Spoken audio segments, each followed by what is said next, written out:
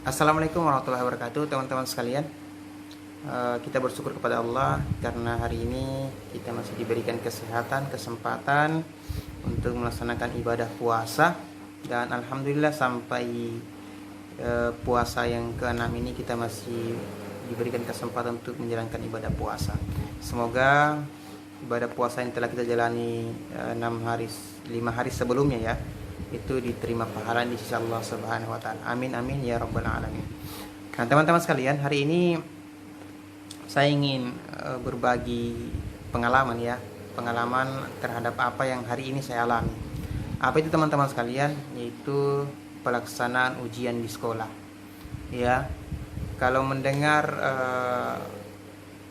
perkataan ataupun statement ini, tentu teman-teman sudah berpikir bagaimana membagi soal, bagaimana mengawasi siswa, bagaimana mengumpulkan lembaran jawaban, bagaimana menenangkan siswa yang ribut.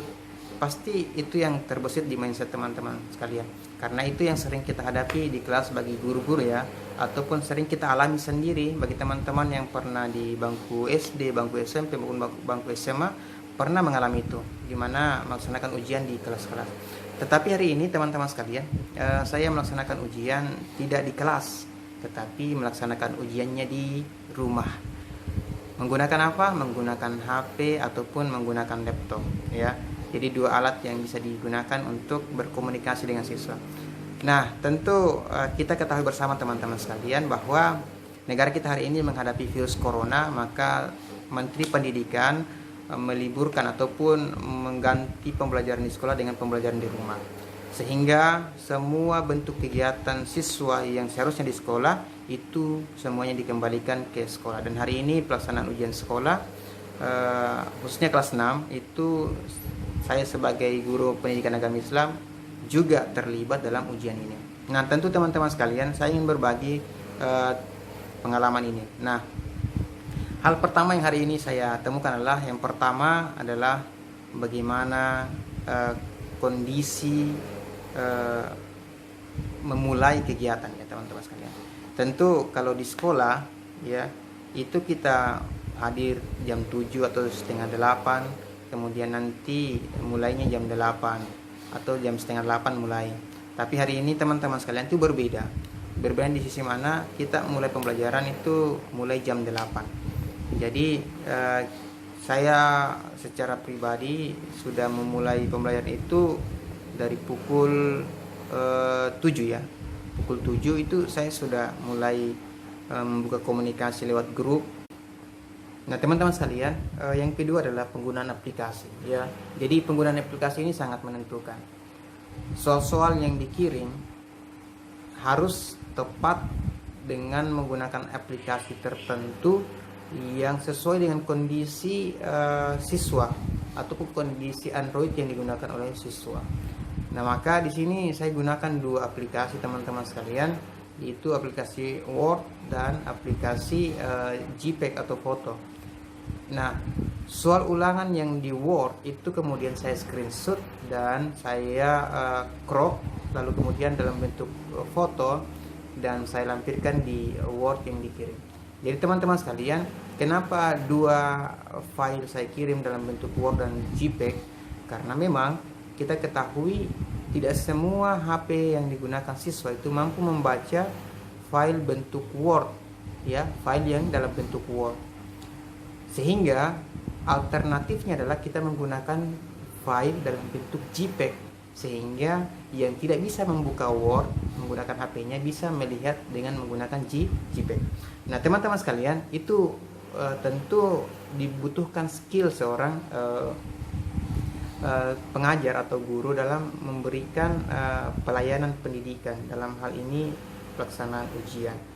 Nah, teman-teman sekalian, tentu banyak aplikasi yang bisa digunakan, ada PowerPoint dan sebagainya. Itu tentu bagaimana yang mudahnya bisa dipahami oleh siswa. Karena ini tingkat SD, maka ya tentu yang sederhana saja yang harus digunakan. Nah, itu yang kedua teman-teman sekalian. Jadi memang kita tidak tatap muka, melainkan kita menggunakan aplikasi. Nah, yang ketiga adalah bagaimana supaya efektif dan efisien pelaksanaan ujian.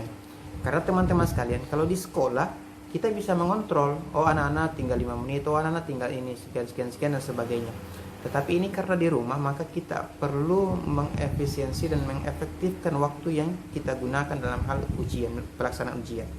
Nah, maka tentu pengontrolan guru itu sangat diperlukan. Maka saya menggunakan absen untuk memberitahukan kepada grup bahwa sekian-sekian nama yang sudah mengumpulkan tugas. Tentu supaya ini mendorong siswa yang lain supaya ikut bergerak untuk menyelesaikan soal-soal yang telah dibagikan. Itu cara yang pertama untuk supaya mengontrol bagaimana jalannya ujian itu dengan efektif dan efisien.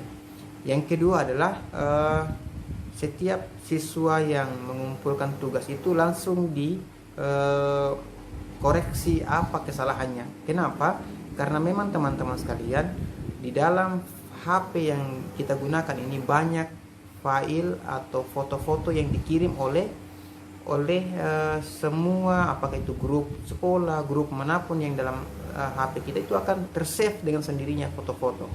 Tentu supaya tidak membingungkan kita nanti dalam pemeriksaan, maka langsung diperiksa setiap siswa yang mengirim jawabannya. Itu trik yang kedua. Jadi langsung diperiksa teman-teman sekalian, jangan pernah menunda. Ketika ada kesalahan langsung dikoreksi, oh ini salah, sehingga dia langsung merubah dan mengirim kembali ke kita, dan kita bisa menilai sendiri jawabannya langsung. Jadi tidak menunda. Dan yang ketiga adalah kita harus on time ya teman-teman. Headline-nya harus sesuai. Ketika jamnya sampai jam 10 harus selesai. Mungkin ya teman-teman sekalian, sekedar membagi pengalaman dari saya, semoga ada manfaatnya. Dan ini sangat luar biasa karena saya sangat menikmati proses ini sebagai seorang guru dengan metode pembelajaran yang berbeda dengan hari-hari sebelumnya.